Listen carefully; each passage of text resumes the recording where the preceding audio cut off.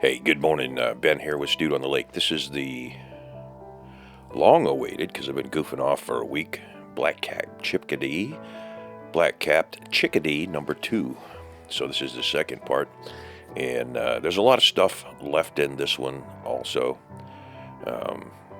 So people can kind of see how I get where I'm going. And one of the things that'll amaze you is how many times I go over these feathers to get them where I want, and then there's some stoning in there. So there he is with a quick paint job. Not real pleased with it. I would do a lot more work on the wings. In fact, I may do that. This guy will probably go up in the Etsy store, so if you're interested, let me know. I'll throw him in there. But I did want to do a little bit more touch-up on the painting. So this is a tutorial. And this is just kind of showing how things are going. So this is a ball diamond bit in there. And as with most of these, I'll leave a lot of the sequences in and let them run at 2 times the speed. So here I'm just kind of contouring the cheeks down in the face and the head. But that's a little ball diamond bit. And you'll notice I like to see the eyes and how they come along alive, so you'll see me take the dust off of those. Now I've switched to a small flame ruby bit, sapphire bit, and as always, I'm going to put my center lines back in. There's still a lot of material up on the back that wouldn't normally be there if you were trying to turn this into a bird shape. And the reason for that's pretty obvious. I would think that that is to leave some feather groupings in there. These are not anatomically correct. They're just a standard that I like to carve in there. Wing coverlets and that sort of thing, and then the wing tips coming out and the pockets and that sort of stuff. Over the years of doing 1,000 of these, they've and they sell. That's what you stick with, something that reads well for a bird. This guy does get painted, and I will show you some of the technique in there where I don't burn along the front of the bottom of the body and a lot of that, and I use a stone, a little ceramic stone. So here I'm cutting fairly deep and setting up these different feather groupings. I do owe you, I did pull out, I got a couple of the projects that are going thus far. I've only carved a couple days this week since I've came back from Iowa, and one of the things I did was I pulled a hand piece apart, the Chinese one, and there's a whole series on that people want to see or have been asking about. I got to get that together in the next day or two. Probably won't get edited till I get down into Iowa here Thursday. I'll be back down there for a week. So in my off time, I'm flying nights next week, so I'll probably edit those during the day. But here I'm cutting, as you can see, fairly deep, and I'm following in the back right now. Those 2 little V's are the tips of the wings, and they're going to come across the tail just a touch, and then be crossed over. The left wing will be over top of the right wing.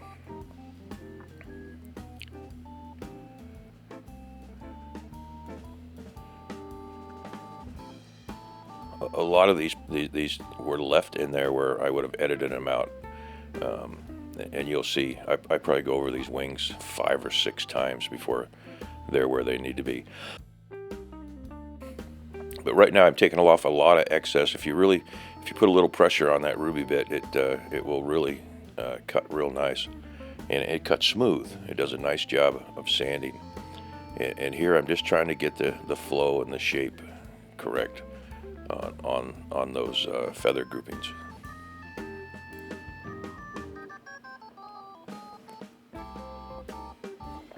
I do have a reference. You saw it in the first video. You won't see it in this one. It's just a picture of a blackcap chickadee. That's the same one I pulled the pattern off of.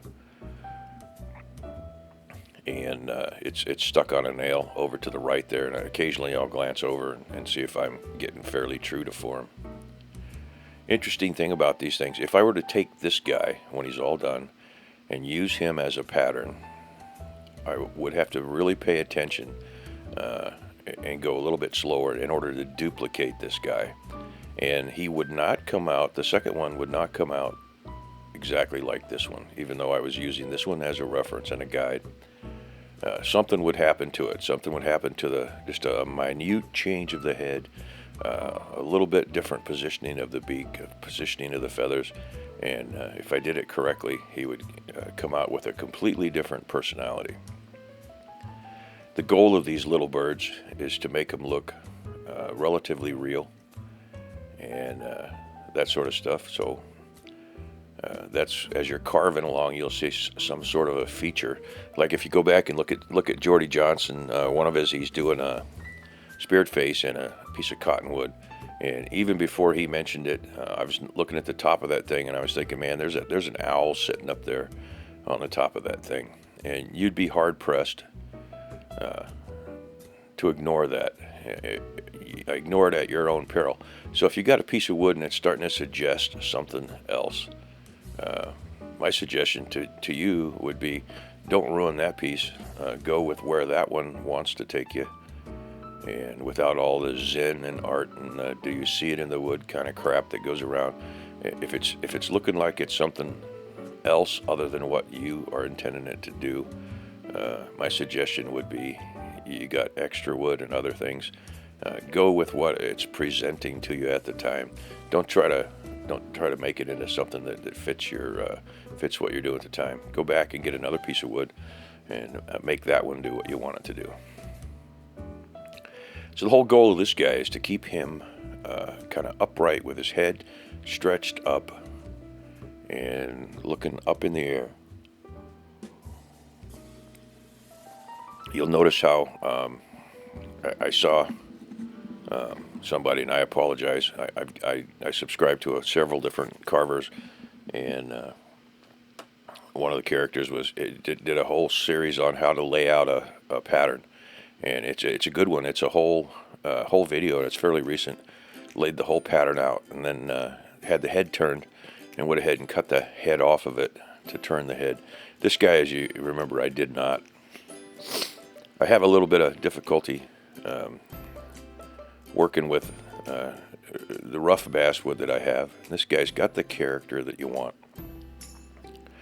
But I don't take my basswood, since my basswood is air dried, cut straight from the trunk of a tree that I collected, and sitting out in the shed for 2, 3, 4, 5 years, depending on which piece and where and whatnot. And I take those and stick them in the top of the studio in the rafters above the stove. And after 4 or 5 months sitting up there in the wintertime, I'll have 10 tree trunk size chunks of basswood that are split and ready to go. I don't take the time to take those down and then cut them into dimensional shapes or dimensional lumber. You've always watched, you see I cut a piece off, it's not symmetrical, and then I go from there. So it's difficult to get to do a pattern. If you had a 3-view top, bottom, front, or side, top, and front, like you would get in a carving book, like Just Carve Rob has been doing some stuff out of carving books. I quit buying carving books many years ago. It just doesn't interest me. I've got enough projects going on that I don't need any more ideas. Just Carve Rob, go check him out.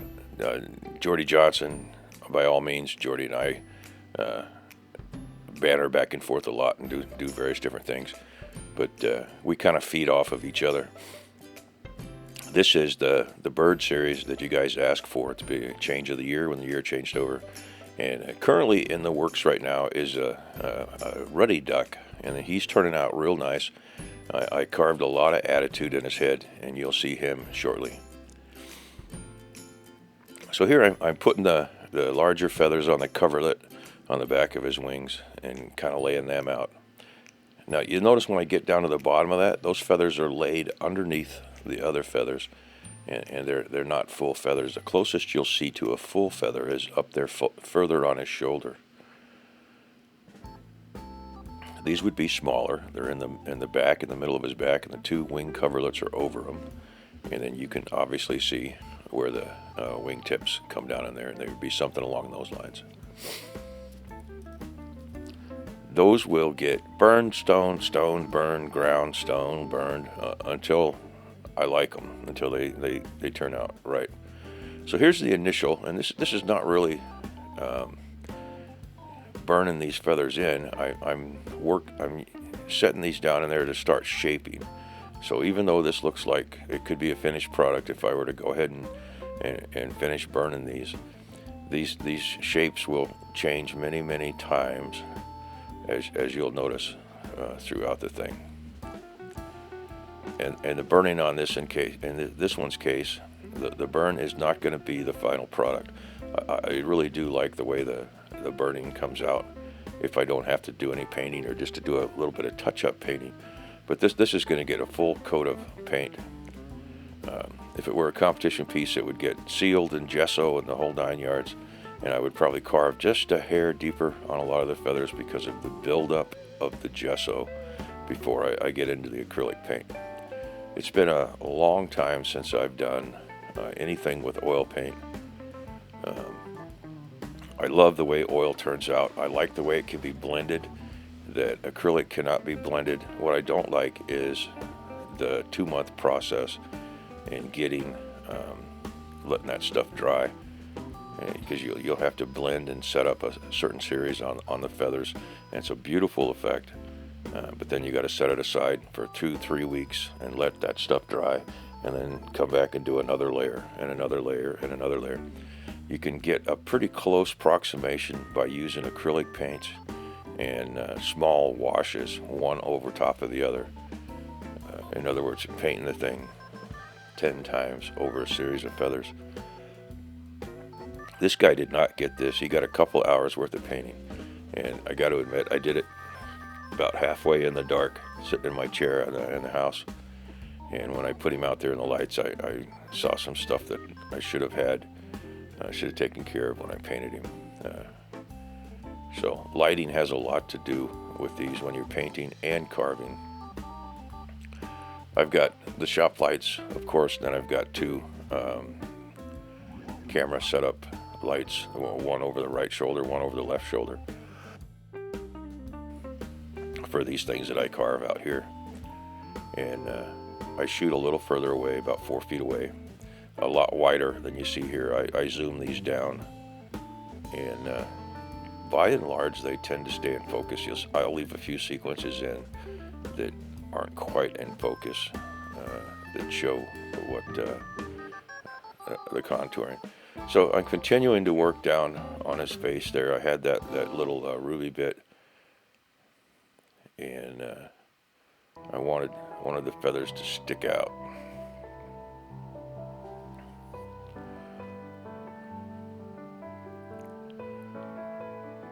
So I came back with the diamond ball, and the ball I've talked about before, but the ball allows me to go in any general direction. That taper bit wants to put a V-groove, a taper in there. This ball does not. It just wants to dance off of what it's got, and leaves a very small profile, or a divot if you leave it in one place too long. But I think it does a nice job of creating bumps and little things. And to me, I'll see a lot of people do a beautiful carving, and it's static. And one of the reasons I think it's static, and like everything else, in my opinion, is worth whatever someone thinks it is. Not necessarily correct, could be wrong. But I think the difference in bringing a carving alive is to have all of those little bumps and imperfections like you would have on a normal bird, and not have perfectly smooth. So some people would take this bird right now and sand the heck out of it till everything was smooth, because the profile is good, the contours are good, and then they'd come back and they would paint feathers over that. And to me, that looks static. It doesn't look alive.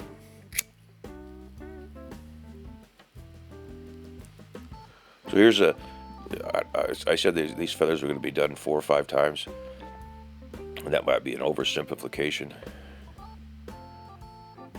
I'm sticking relatively close to the patterns that I drew on there, but not committed to them. So I drew them in, burned an outline fairly deeply, came back, carved those out, and then came over them and carved them down some more. And now I'm coming back and touching up the highlights in there where I want those. I still haven't really put feathers in. So at this point, I'm starting to burn those feathers in, and this will be the first of probably 3 passes over these. And I don't do them back to back. You'll notice that I'll work on a section and then come back and work on another section. That top feather right there is the only one on the wingtip that actually shows a feather barb going all the way down to it. The reason for that is it's the top feather. It's the one that's sticking out. Everything else is tucked underneath it, and you kind of see the angle of that burning pin, and you can see I'm undercutting that feather. And then I go back and stick this thing in that undercut for the very next feather below it. It's hard to tell in this, and I didn't want to zoom completely in because you've seen the burning before, and this is kind of a one over the world. This one will help you out. Mike LaFleur is one of the guys that follows, and he did a really nice little bird. He also got the baby bird, bought the baby bird. I'm assuming to see what they look like in real life. But Mike, this will give you another pass on the feathers. The picture of the bird you sent me, and this is not a critique. I don't critique other people's carvings by all means. But the secret might be a few more passes on the feathers. So you can see that this looks pretty good right here. And then when I take and pull the char off of it with that wire brush, then you'll see each of the little lines that were burned in there. And at that point, it tells me come back and do another burn pass, or touch it up with a little bit of a stone. So while that looks pretty good, I would probably come back and do another pass, and you'll see that. And then also, you lose a little bit of the definition of each feather when you burn down through there. So I'll come back and probably do an outline burn. In fact, I know I will, because I've seen this. So now I'm starting to mess around with the head. You can do this with a stone. I just have, over the years, have developed putting these smaller feathers in, and they get progressively larger as they come towards the back. I will cut some flow line feathers in around the eyes and the eye socket. And this to me is when the bird really starts coming alive and adding a little bit. Because the first thing that makes it come alive is you add the eyes. And then the second thing is these feather passes coming across. And I do apologize. I normally would put the lines in there, the flow lines. And in this case I didn't. If I'm not doing a teaching tutorial, I probably would not put those reference lines in on where the feathers are going. And the top would go to the top of the head, as you can see. And then the others would come back to the back.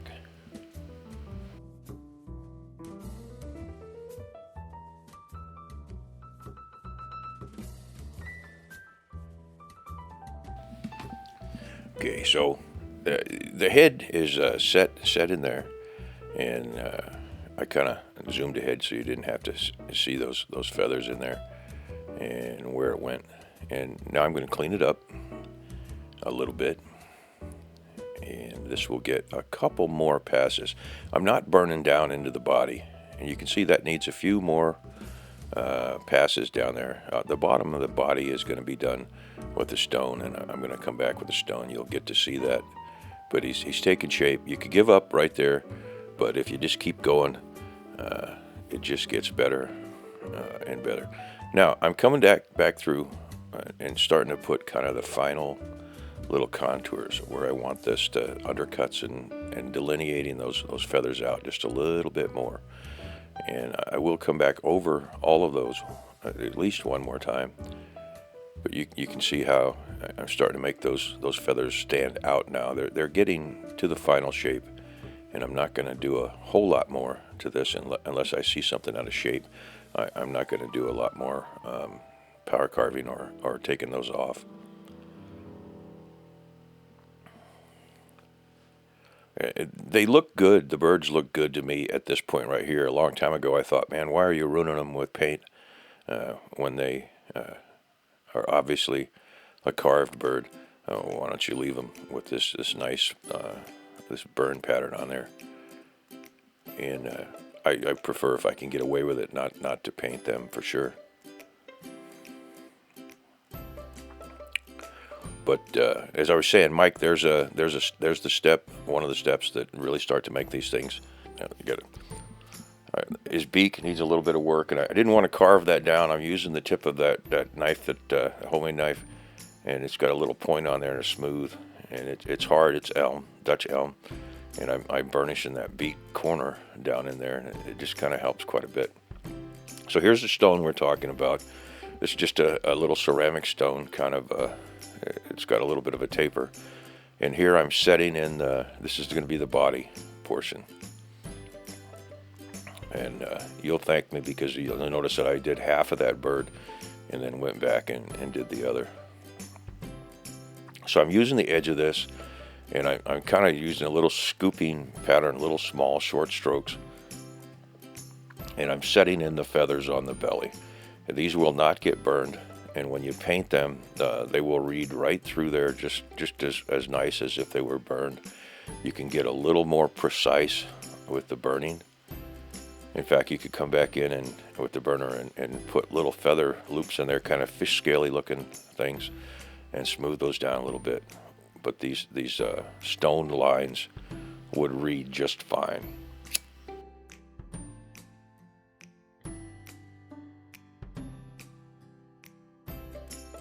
So here we've got the tail set in there. And I'm not going to show you a whole lot on the tail. I'm just going to do some rough shaping here. Again, that top feather in the center tapers down from the center, and the center will be the only one with a barb that you'll be able to see. And that was the barb I just cut in there. And then I'm going to come back, and each of the feathers go from the center of the barb out. But every feather below that is laying underneath, and you're only catching just the edge of that feather.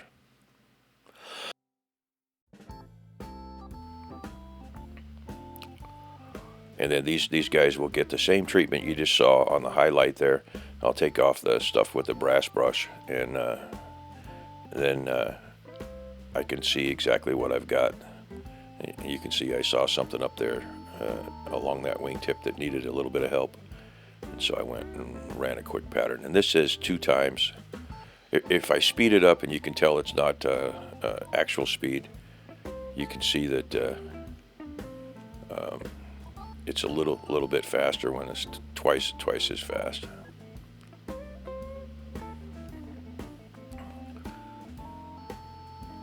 So that hasn't been the stuff hasn't been taken off with the brass brush. So you can see that I did skip ahead there. I did the right side off camera, and you didn't see that. So I grabbed a piece of driftwood, and I want this guy to stand up. And then here's a trick in here I'm going to show you with the legs that you can get away with. And it's real simple. And what you're doing is you're suggesting legs on these guys, because the bird head is going to focus. So I went ahead and drilled 2 small holes. I got 2 pieces of wire, little stiff wire, that allow me to move him around. And I take these and stick them in, and I do stick them in with pliers, and then I'll bend them in the shape of feet and get his position on there. And then I'm gonna punch 2 holes in that piece of driftwood,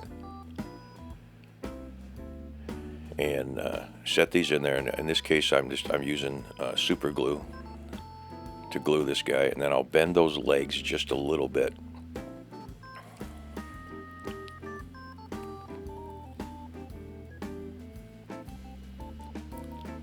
To get a pose. You can see they're straight and stiff legged now.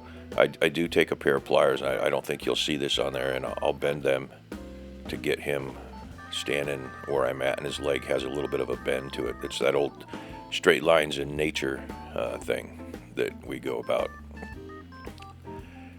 And this was designed, the back of it's been flattened, and he's designed to hang up on the wall. And you can see glue all over the place, and I'll take and scrape that down with a knife once it's dry, and you won't be able to see it. So here's where the illusion comes in. I put a little bit of quickwood up there to give him a little bit of a feather grouping coming down onto the wire from his belly. I could have carved that in, but I didn't know where I wanted the legs to end up on him, so I didn't do that. And then I go down and I leave a couple of feet, and you can see on there's the little piece that comes down, and I left a hint of feet and just barely touched them with paint. So that's an illusion, because his head grabs you, his feet don't necessarily grab you. But there he is. There's the Blackcap Chickadee in all his glory, and he's finished with the exception of one more round of painting. And I noticed he wasn't hanging flat on the wall. I'll have to clean that up a little bit. So there's number 2.